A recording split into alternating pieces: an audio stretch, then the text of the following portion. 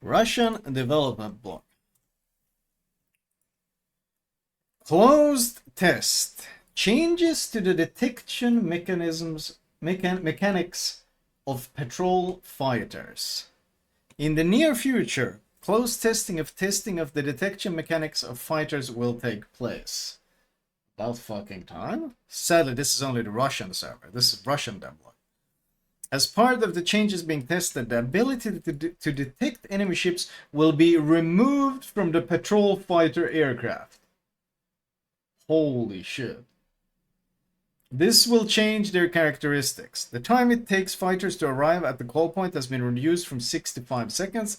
The time after which fighters begin to attack a squadron within the patrol radius has been reduced from 5 to 4 seconds.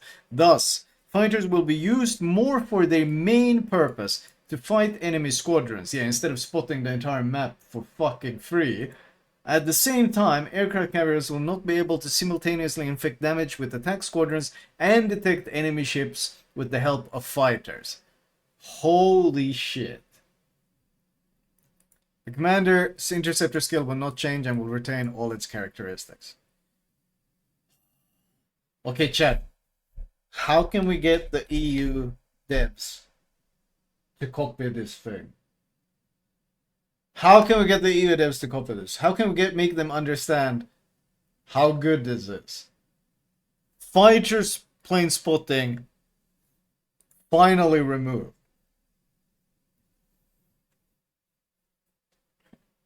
Holy shit. I think I mentioned before that this Russian server is losing a lot of players. And I think this is what happens when the player base count drops bad enough. They actually start making the changes the players want.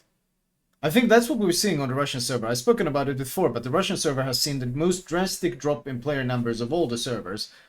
And you mean the hybrid submarines? Yes, but also they banned on Russian server. They're also banning carriers from ranked battles next season.